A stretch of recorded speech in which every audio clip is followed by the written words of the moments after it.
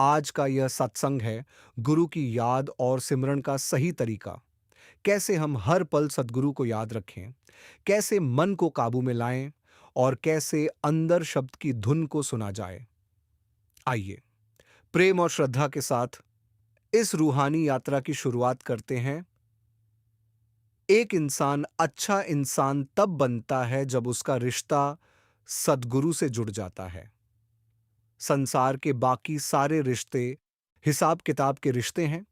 कहीं ना कहीं उनमें लेना देना, उम्मीद और स्वार्थ जुड़ा हुआ होता है। लेकिन सद्गुरु का रिश्ता ऐसा है जिसमें सिर्फ देना है, सिर्फ प्रेम है, सिर्फ कृपा है। इसलिए जो भी पल सद्गुरु की याद में बीत जाए, वही पल सच्चा सुकून देने वाला पल है। सद्गुरु की याद किसी एक समय तक सीमित नहीं होनी चाहिए। यह नहीं कि केवल सुबह उठकर ही याद किया और फिर दिन भर भूल गए।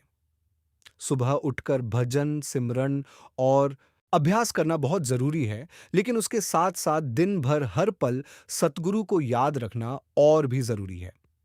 चलते फिरते, काम करते हुए, खाना बनाते समय, खाना खाते समय, हर क्षण दिल में सतगुरु की याद बसाए रखनी चाहिए। फालतू बातों में समय बर्बाद करने के बजाय अगर मन सद्गुरु की तरफ लगा रहे, तो वही सच्ची कमाई है। बाबा जी महाराज ने बड़े महाराज जी को एक बार चिट्ठी में समझाया था कि जब वे मिलिट्री की नौकरी करते थे, तो उनका दिन का कार्यक्रम कैसा होना चाहिए। उन्होंने बताया कि दिन भर अपने काम को पूरी लगन से करना चाहिए, जैसे सूरज बिना रुके अपना काम करता है। लेकिन यह सोचकर नहीं कि यह काम पैसे कमाने के लिए किया जा रहा है, बल्कि यह भावना रखनी चाहिए कि यह काम सद्गुरु की सेवा है, सद्गुरु के हुक्म से किया जा रहा है। जब इंसान अपने काम को सद्गुरु का हुक्म समझकर करता है, तब उसका हर काम सेवा बन जाता है। फिर चाहे वह नौकरी हो, व्यापार हो या घर का काम, सब कुछ इबादत बन जाता है। पैसा तो मिलता ही है, लेकिन उसके साथ साथ आत्मा की उन्नति भी होती है। दिन भर का काम खत्म होने के बाद इंसान को चाहिए कि वह बेकार की बातों से बचे। दोस्तों के साथ बैठकर दुनिया की फालतू बातें करना, गपशप करना, यह सब मन को और उलझा देता है। इसके बजाय अगर समय मिले तो कोई अच्छी पुस्तक पढ़नी चाहिए, कोई सच्चा ज्ञान सुनना चाहिए या ऐसी बातें करनी चाहिए जिससे सद्गुरु की याद आए और आत्मा को शांति मिले। फिर रात को सोने से पहले चाहे आधा घंटा हो, चाहे 15 मिनट, जितना भी समय मिल सके, बैठकर सिमरन करना चाहिए। थकान के अनुसार जितना संभव हो उतना अभ्यास करना चाहिए। उसके बाद सो जाना चाहिए। सुबह तड़के 3 बजे उठकर अभ्यास करना बहुत उत्तम माना गया है। उस समय वातावरण शांत होता है, सब सो रहे होते हैं और मन भी अपेक्षाकृत शांत होता है। उस समय सिमरन और भजन करने से ज्यादा गहराई मिलती है। ऐसा लगता है जैसे उस समय आध्यात्मिक खजाना खुला हुआ है और जो चाहे वह उसे ले सकता है। अगर कोई इंसान इस प्रकार अपना दिन रात का कार्यक्रम बना ले, तो कोई भी नकारात्मक शक्ति उसे नुकसान नहीं पहुंचा सकती।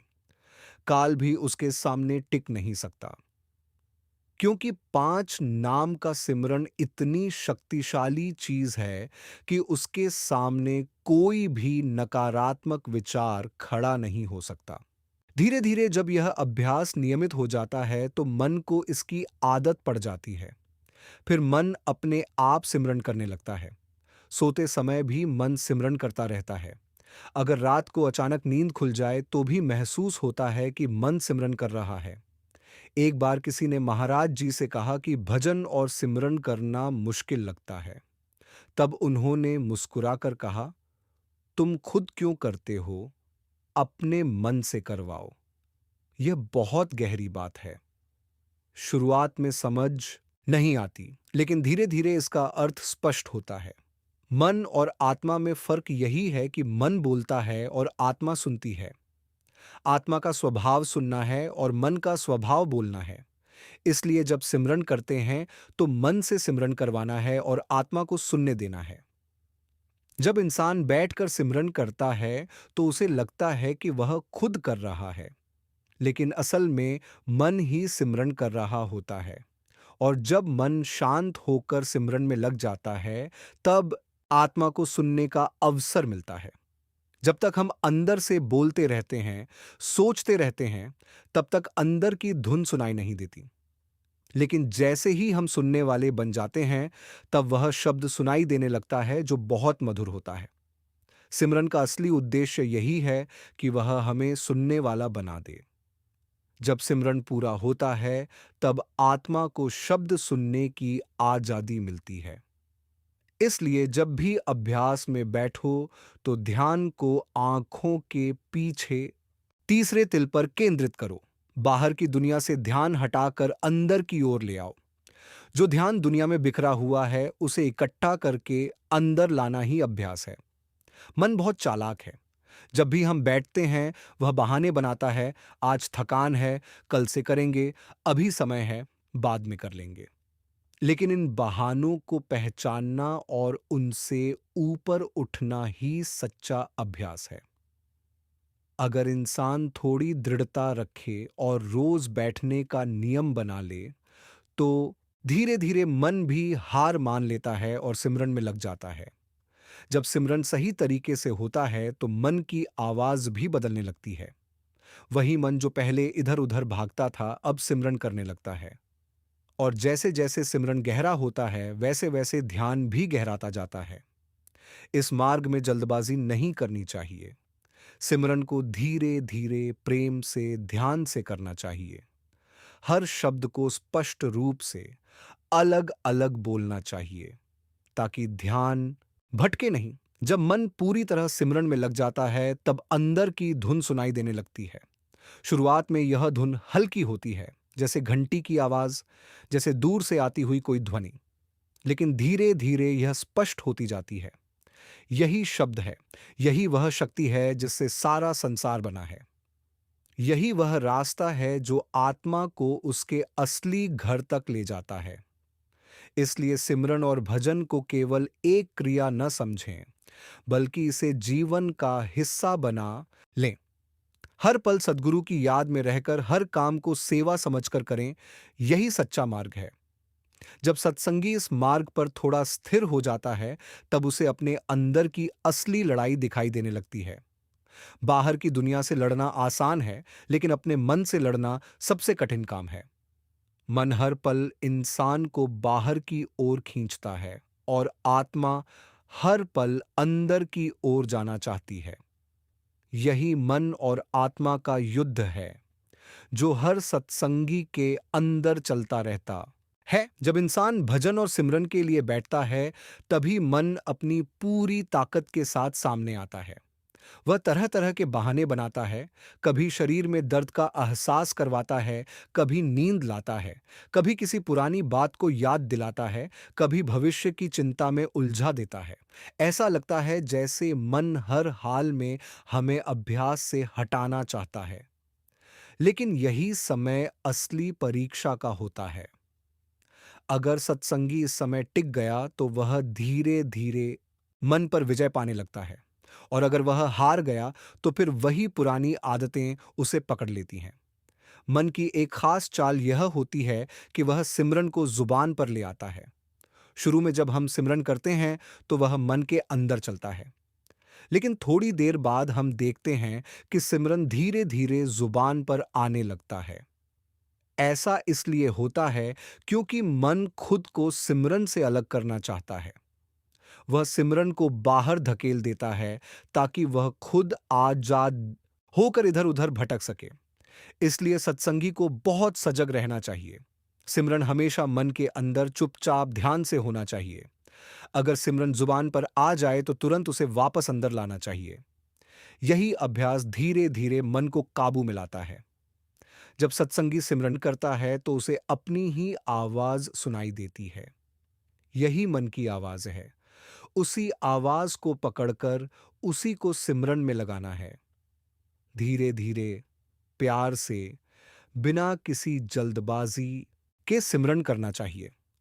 हर शब्द को अलग अलग स्पष्ट रूप से दोहराना चाहिए, ताकि ध्यान भटके नहीं। अगर सिमरन जल्दी जल्दी किया जाए, तो मन फिर से भटकने लगता है। लेकिन जब सिमरन शांत और मधुर तरीके से किया जाता है, तो ध्यान अपने आप केंद्रित होने लगता है। कई बार ऐसा होता है कि जब सत्संगी अभ्यास में बैठता है, तो उसे कुछ दृश्य दिखाई देने लगते हैं। कोई आकृति, कोई प्रकाश, कोई रंग या फिर कोई आवाज सुनाई देने लगती है। उस समय घबराना नहीं चाहिए और न ही उन चीजों के पीछे भागना चाहिए। जो भी दिखाई दे या सुनाई दे, उसे भी सिमरन में लगा देना चाहिए। ध्यान को केवल आंखों के पीछे टिकाए रखना है और सिमरन करते रहना है। यही सबसे सुरक्षित तरीका है। मन की एक और चाल होती है। वह सिमरन करते समय ही सवाल पूछना शुरू कर देता है। जैसे, कितना समय हो गया, अभी कितना और बैठना है, क्या फायदा हो रहा है, सही कर रहे हैं या नहीं। यह सब मन के खेल हैं। सत्संगी को इन सवालों में नहीं पड़ना चाहिए। बस चुपचाप सिमरन करते रहना चाहिए। समय अपने आप पूरा हो जाएगा। जब अभ्यास नियमित हो जाता है, तो धीरे धीरे अंदर की आवाजें सुनाई देने लगती हैं। शुरुआत में ये आवाजें अलग अलग प्रकार की होती हैं, जैसे घंटी की आवाज, जैसे किसी इंजन की ध्वनि, जैसे दूर से आती हुई कोई गूंज। ये सब शुरुआती संकेत होते हैं। इनका उद्देश्य सिर्फ इतना होता है कि सत्संगी सुनने की आदत डाल सके, लेकिन इनमें अटकना नहीं चाहिए। आगे बढ़ते रहना चाहिए। सिमरन का असली उद्देश्य यही है कि वह हमें शब्द तक ले जाए। शब्द वह शक्ति है जिससे पूरा संसार बना है। वही असली धुन है, वही सच्चा मार्ग है। जब सत्संगी उस शब्द को पकड़ लेता है, तब सिमरन अपने आप कम होने लगता है, क्योंकि तब आत्मा सीधे उस धुन में लग जाती है। लेकिन जब तक शब्द स्पष्ट रूप से सुनाई न दे, तब तक सिमरन करते रहना जरूरी है। इस मार्ग में धैर्य बहुत जरूरी है। जल्दी परिणाम की इच्छा नहीं रखनी चाहिए। यह कोई बाहरी काम नहीं है, यह अंदर की यात्रा है। और अंदर की यात्रा धीरे धीरे ही पूरी होती है। सत्संगी को चाहिए कि वह रोज नियम से बैठे, चाहे मन लगे या न लगे, क्योंकि बैठना ही जीत है। जब इंसान रोज बैठता है, तो एक दिन मन भी हार मान लेता है। इसलिए इस मार्ग में सबसे बड़ी चीज है नियमितता, धैर्य और प्रेम। अगर ये तीनों चीजें आ जाएं, तो सत्संगी की प्रगति निश्चित है। जब सत्संगी निरंतरता के साथ भजन और सिमरन करता रहता है, तब धीरे धीरे उसके अंदर एक बदलाव आने लगता है। पहले जो मन हर समय इधर उधर भागता था, अब थोड़ा शांत होने लगता है। पहले जो ध्यान टिकता नहीं था, अब थोड़ी देर के लिए ठहरने लगता है। यही इस मार्ग की पहली कमाई है। इस अवस्था में एक बहुत महत्वपूर्ण बात समझने की होती है कि भजन और सिमरन कोई जबरदस्ती का काम नहीं है। यह प्रेम का मार्ग है, सहज का मार्ग है। अगर इसमें हठ आ गया, अहंकार आ गया कि मैं इतना कर रहा हूं, मैं इतना समय बैठता हूं, तो वही चीज प्रगति में रुकावट बन जाती है।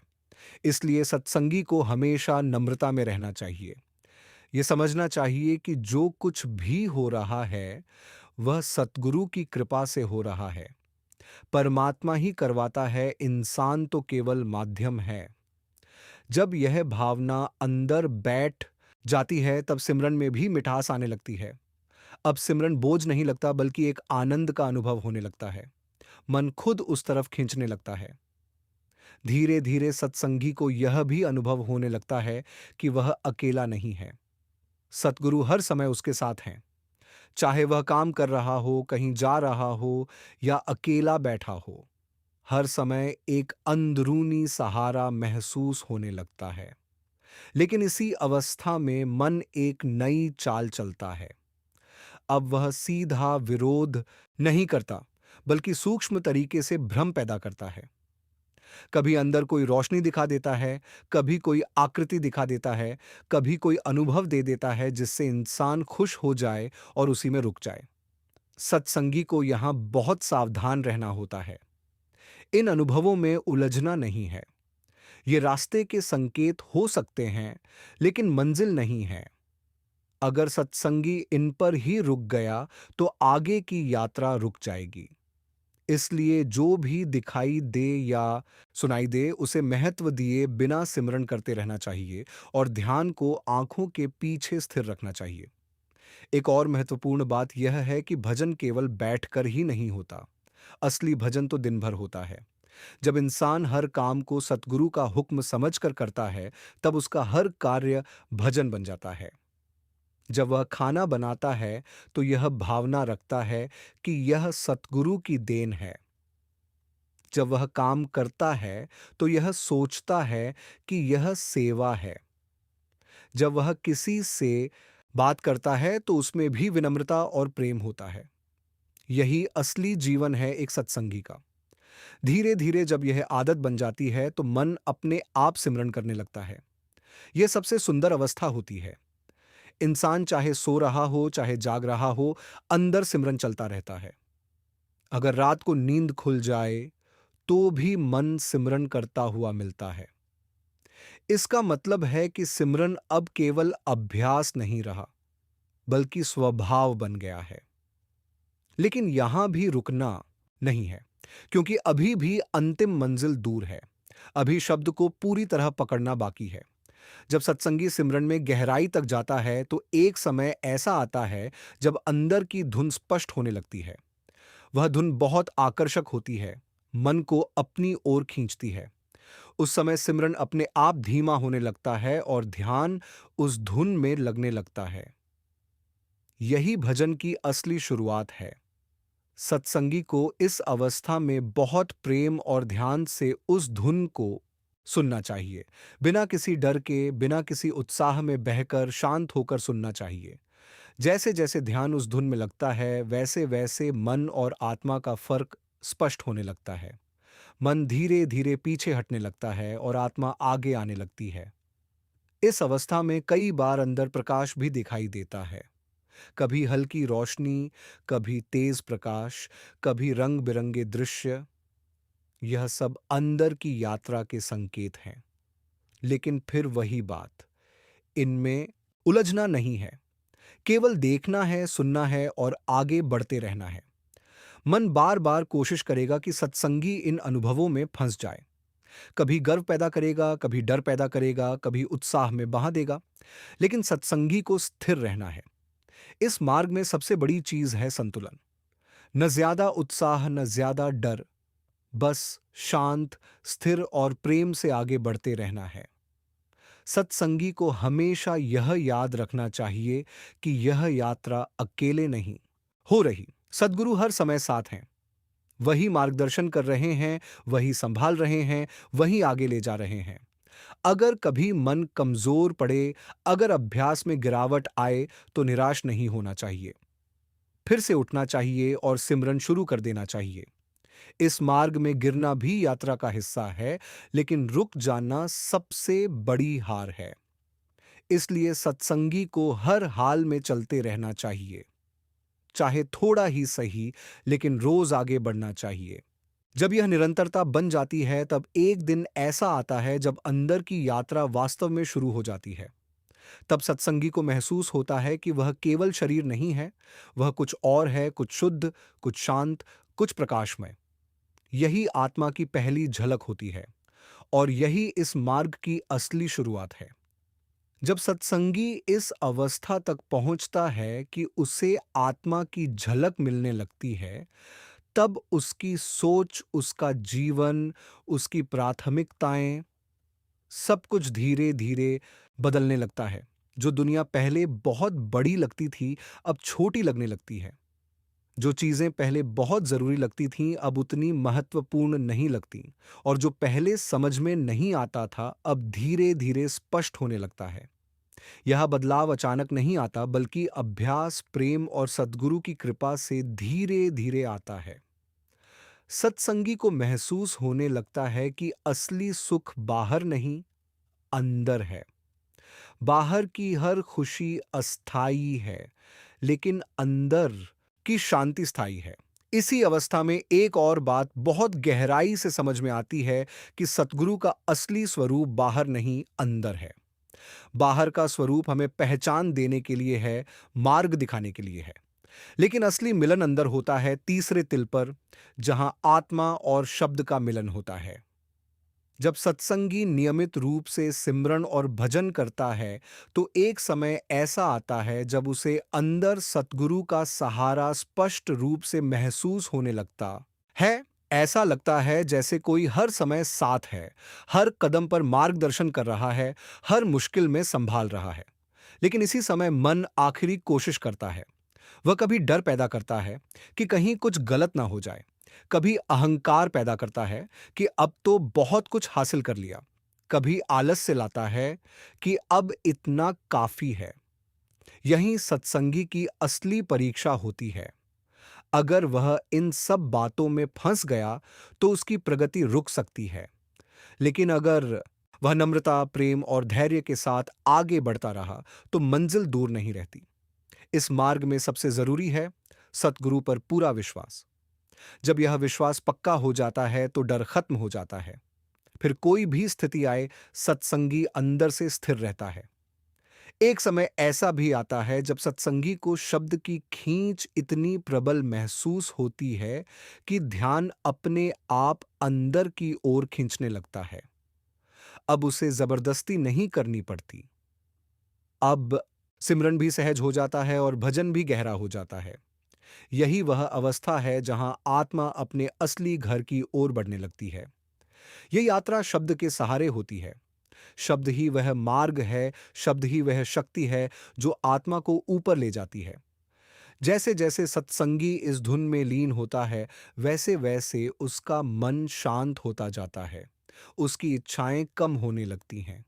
उसके अंदर संतोष आने लगता है। अब उसे बाहर कुछ पाने की जरूरत महसूस नहीं होती। लेकिन इस अवस्था में भी एक बात हमेशा याद रखनी चाहिए, नम्रता। जितनी ऊंचाई मिलती है उतनी ही नम्रता जरूरी है, क्योंकि अहंकार इस मार्ग का सबसे बड़ा दुश्मन है। सत्संगी को हमेशा यह समझना चाहिए कि जो कुछ भी मिला है वह सद्गुरु की दया से मिला है।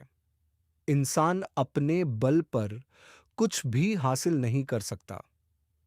जब यह भावना पक्की हो जाती है, तब सच्चा प्रेम पैदा होता है। और जब प्रेम पैदा होता है, तब भक्ति अपने आप आ जाती है। एक बार एक सत्संगी बहुत परेशान होकर सद्गुरु के पास गया। उसने कहा, मन बहुत भटकता है, सिमरन में टिकता नहीं, क्या करूं? सद्गुरु ने बहुत सरल उत्तर दिया, मन भटकेगा, उसका काम ही भटकना है, लेकिन तेरा काम है उसे बार बार वापस लाना। जितनी बार भागे उतनी बार पकड़कर सिमरन में लगा दे। उसने पूछा, कब तक?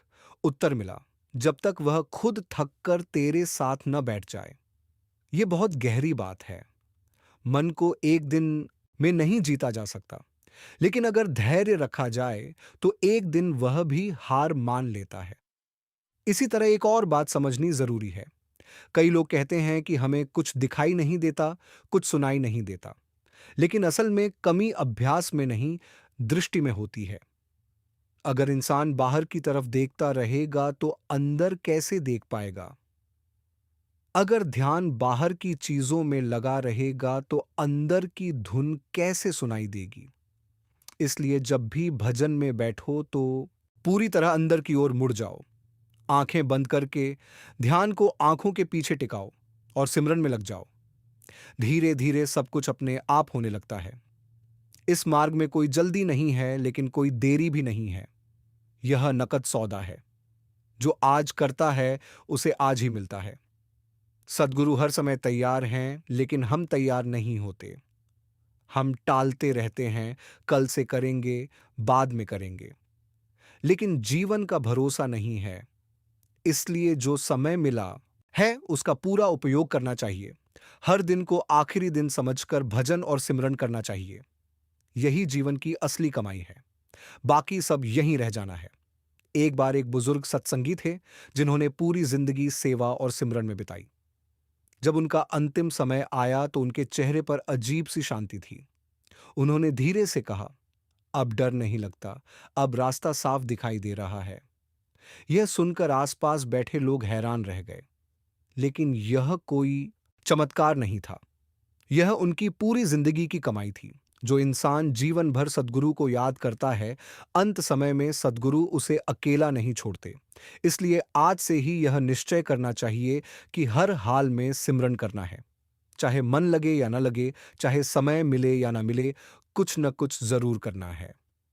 धीरे धीरे यही अभ्यास हमारी आदत बन जाएगा और एक दिन यही आदत हमें हमारी मंजिल तक पहुंचा देगी। अंत में यही समझ आता है कि इस संसार में सच्चा साथी केवल सतगुरु है। बाकी सब साथ छोड़ देते हैं। इसलिए उस सद्गुरु को पकड़ लो, उसकी शरण में आ जाओ और पूरे विश्वास के साथ इस मार्ग पर चल पड़ो। परमात्मा करता है, वही कराता है और वही अपने पास बुलाता है। अगर यह सत्संग आपके दिल को छू गया हो, तो इसे अपने और सत्संगियों के साथ जरूर शेयर करें। और ऐसे ही रूहानी सत्संग सुनने के लिए हमारे चैनल रूहानी राह को सब्सक्राइब करना न भूलें। सतगुरु सब पर अपनी मेहर बनाए रखें।